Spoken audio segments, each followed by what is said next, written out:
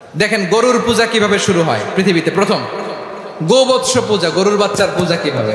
এখন বনি ইসরাইল হচ্ছে পৃথিবীর সবচেয়ে গোয়ার জাতি। তারা বলে, মুসা তুমি যে আল্লাহর সাথে কথা বলো আমরা তো দেখি না, তুমি যে কথা বলো আমরা তো শুনি না, তো কি করতে হবে? বনি ইসরাইল বলে, আমাদের মধ্য থেকে 70 জন নিয়ে যাইতে হবে তোর পাহাড়ে। ওরা আয়সা যদি কয় হয় আমরা শুনছি, তাহলে বিশ্বাস করবে। কত বড় ডাকাত দেখছেন বনি ইসরাইল। এদের চেয়ে গোয়ার জাতি নাই। এত গোয়ার তুমি করেছো মুসা আলাইহিস সালামের সাথে। তুমি যে আল্লাহর সাথে কথা বলে আমরা তো দেখি, কি করব? 70 জন আমাদের বন্ধু বান্ধব যে যদি দেখে, তারা বললে ওকে আস, 70 জন আস। 70 জন নিয়ে গেল। মুসা আলাইহিস সালাম হারুন আলাইহিস সালামকে খেলাফা দিয়ে গেলেন, আল্লাহ ওনাকে নবী বানালেন। সুবহানাল্লাহ কইবেন না? এক একজন নবীকে আল্লাহ তাআলা কি ইন্টেলেক্ট দিয়ে পাঠিয়েছেন।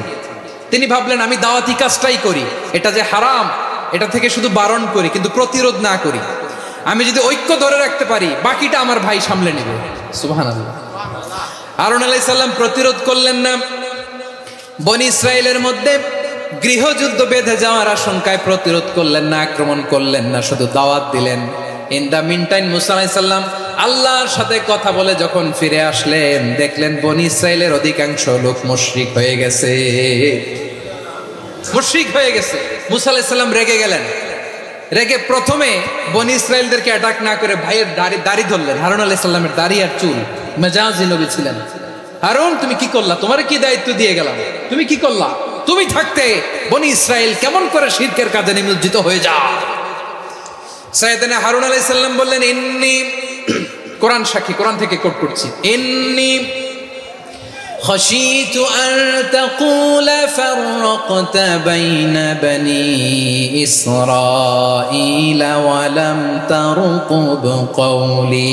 ও আমার ভাই, আমার দাড়ি ধরবেন না, আমার মারবেন না।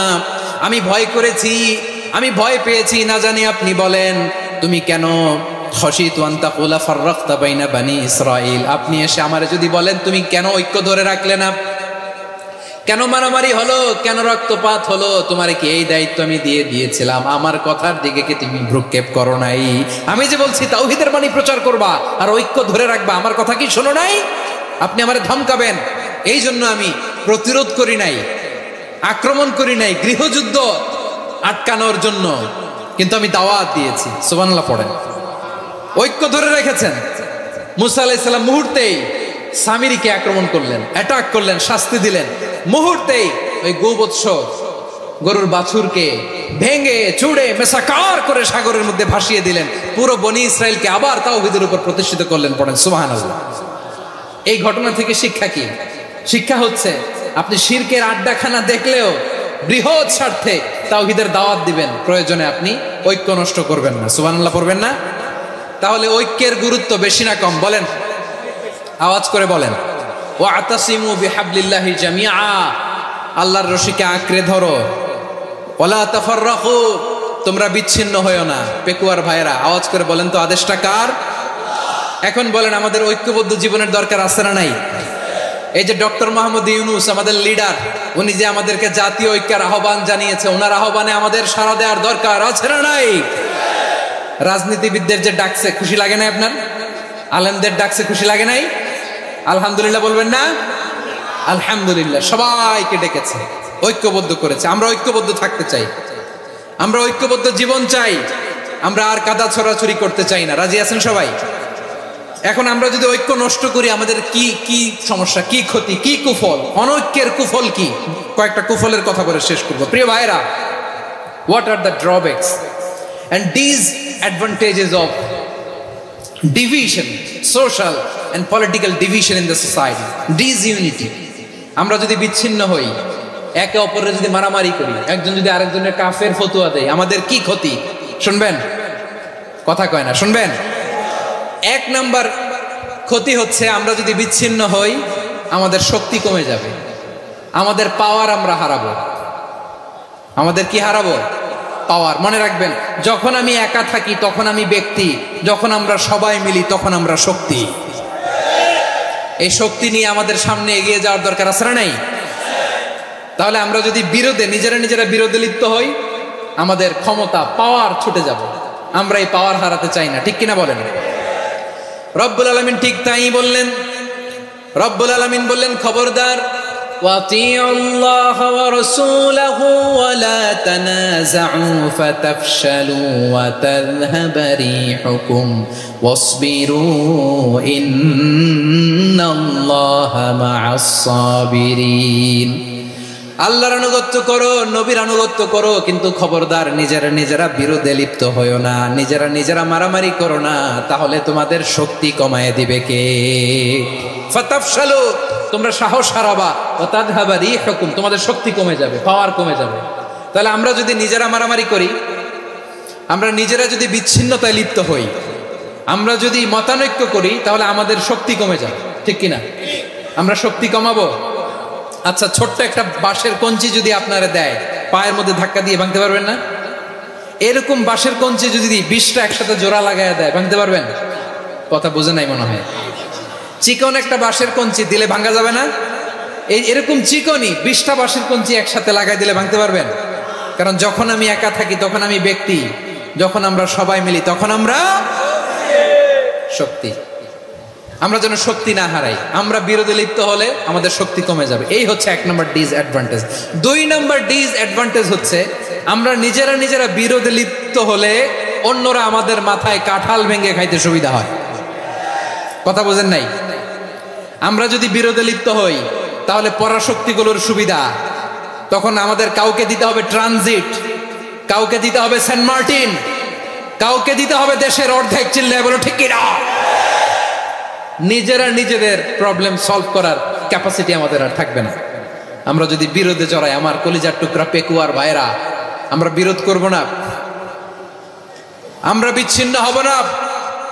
নিজেরা বিরোধে জড়ালে পরাশক্তিগুলো আমাদের মাথায় কাঁঠাল ভেঙে খায়। তখন ভারতের পিছনে দৌড়াতে, আমেরিকার পিছনে দৌড়াতে আমাদের জুতার তলা ক্ষয় হইয়া যাইবে। নিজেদের প্রবলেম সলভ করা যাবে না। আমরা যদি অন্যের পিছনে না দৌড়াতাম আর এই বিরোধকে থামাতে পারতাম, বাংলাদেশ আজকে যেখানে আছে তার কমপক্ষে 50 গুণ সামনে থাকতো। চিল্লায় বলেন ঠিক কিনা?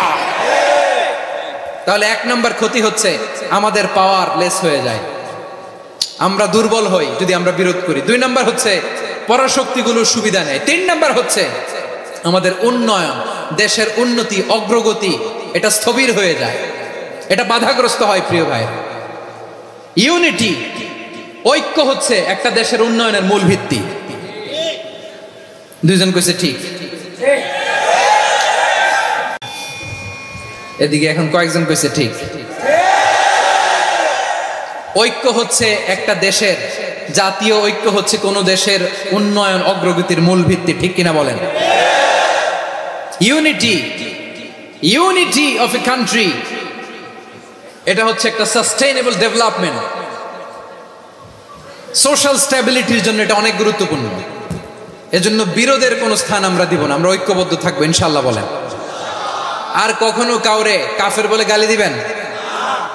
তুই জাহান্নামী বলবেন? ঝগড়া লাগলে লাগাই দিবেন? তাহলে কি করবেন?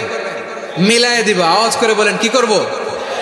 প্রিয় ভাইরা, এই বিরোধ গত 50 বছর তো আমরা দেখেছি, ধর্মীয় অঙ্গন বলেন, সামাজিক অঙ্গন বলেন, রাজনৈতিক অঙ্গন বলেন, এই বিরোধ আমাদেরকে শেষ করে দিয়েছে। এই 24-এর ছাত্র নাগরিক অভ্যুত্থানের পরেও যদি সেই বিরোধ আমাদেরকে খায়, তাহলে এতগুলো তাজা জেনজির রক্ত বৃথা যাবে। চিল্লায় বলো ঠিক কিনা? আমরা এই রক্তগুলোকে বৃথা দিতে চাই না, বৃথা যেতে দিতে চাই না। আমরা ঐক্যবদ্ধ থাকতে চাই। রাজি আছেন? আমরা আর কাদা ছড়াছড়ি করব না। অনেক হয়েছে, আন্না, এবার থামুন। অনেক হয়েছে, আন্না। প্রথমেই আমি এদেশের সম্মানিত আলেম সমাজকে বিনয়ের সাথে অনুরোধ করব, আসুন আমরা ঐক্যবদ্ধ হই। আজকের এই পেকুয়ার ঐতিহাসিক তাফসিরুল কোরআনের প্রোগ্রাম থেকে আমি সম্মানিত আমার মাথার তাজ ওলামাদেরকে জাতীয় ঐক্যের আহ্বান জানাই। পেকুয়ার এই ঐতিহাসিক তাফসিরুল কোরআনের প্রোগ্রাম থেকে আমি আমার সম্মানিত রাজনৈতিক ব্যক্তিবর্গদেরকে জাতীয় ঐক্যের আহ্বান জানাই। অনেক হয়েছে, আন্না। আধিপত্যবাদকে রুখে দিতে হলে, বাংলাদেশের বিরুদ্ধে যে কোনো ধরনের ষড়যন্ত্রকে রুখে দিতে হলে জাতীয় ঐক্যের কোনো বিকল্প নাই। চিল্লায় বলো ঠিক কিনা?